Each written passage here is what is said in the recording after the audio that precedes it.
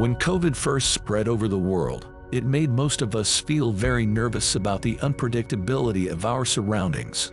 People were affected by this concern in a variety of ways, and it's impossible to predict the level of suffering it may bring them when they are blocked off from the outside world. This is the story of a young woman who disappeared on one foggy morning in San Francisco. This is Sydney West's disappearance. Welcome to the Bleeding Truth. To know about some of the scary crime facts, click the subscribe button and make sure to hit the bell icon if you don't want to miss out on our new videos. Okay, now let's move on. On July 11, 2001, Sydney West was born into the world by her delighted parents, Jay and Kimberly West. Sydney's family initially expanded with a younger sister, and they spent most of Sydney's youth in Pleasant, California.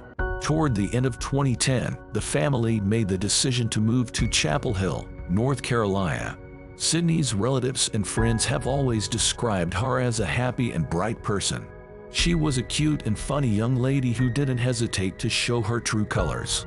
Her presence was greatly appreciated by those who knew her, and many people said that she made their lives happier.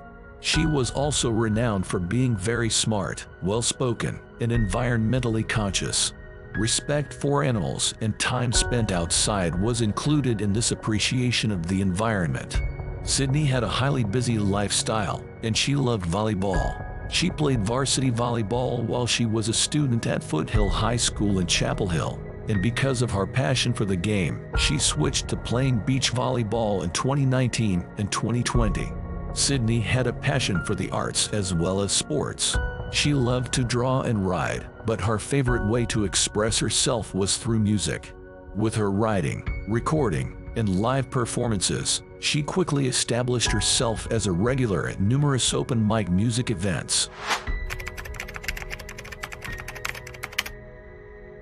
Sydney may have appeared to be having a great time on the outside, but on the inside, she was going through mental health issues. She took a year off after graduating in 2019, at which time, according to blog postings she wrote, she started to go through various depressive and nervous episodes. The COVID-19 epidemic seemed to worsen these emotions. When Sydney heard she had been accepted to UC Berkeley, her dream school, she was thrilled to begin this new chapter in her life. Since it had been a long and challenging day for both her and her parents, as reported by her parents in a later interview, Sydney returned to California in August 2020 and enrolled at UC Berkeley. Her family assisted her with moving into her dorm, and although the fact that she hadn't declared a major, she had a strong interest in biology, business, and medicine. She also became a member of the school's rowing squad, which would have been a wonderful way for her to combine her love of the outdoors with her athletic lifestyle. Although everything seemed to be going well, Sydney's classes were all online because of the pandemic, which was a change that she and many other students were finding extremely hard to adapt to. These elements came together to create a perfect storm, and Sydney seemed to be unable to overcome it. She eventually moved out of her dorm with some friends she had in the Bay Area after deciding she needed to take a vacation from school in order to recover. Sydney and her father, Jay, spoke on the phone for an hour on September 29, 2020. He had no idea that this would be the last time he would ever speak to his daughter.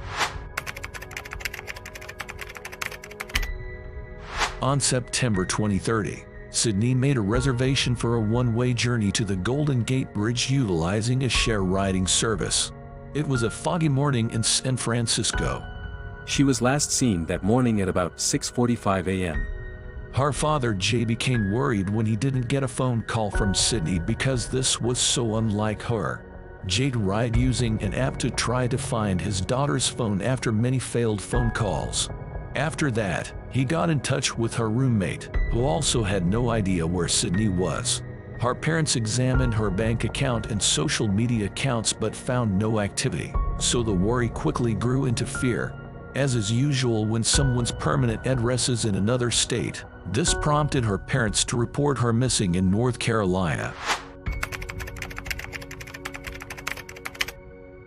The sharing service driver was among many people who were interviewed. He was completely cooperative and has since been cleared. Although every bit of the security video of the bridge and its surroundings has been examined, none of it has provided a clear picture of Sydney's position because of the dense fog that was there at the time. Most of her personal assets, except for a backpack containing her regular daily stuff, were still at her home in the Bay Area. Later, this backpack was found near the Golden Gate Bridge. Sydney was at the Golden Gate Bridge for what reason? There, she would frequently take photos and go for daily runs or walks. However, is infamous for yet another reason. Suicides frequently take place there.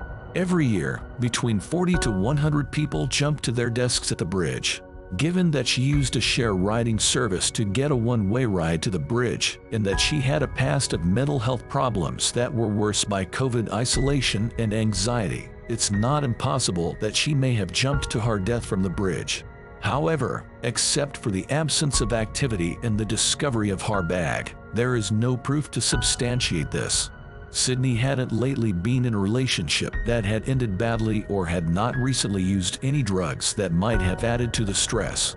And since the videos were obstructed, we might never know if this is what happened. Another option is, statistics on human trafficking in California show that 1,656 incidents were reported there in 2018.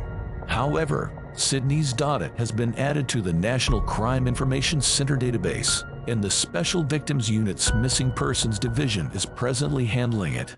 Numerous leads have been followed up on, but the authorities are keeping quiet, other than to say that they don't think there was any evidence of wrongdoing. Thanks for watching, and we'll see you in the next video.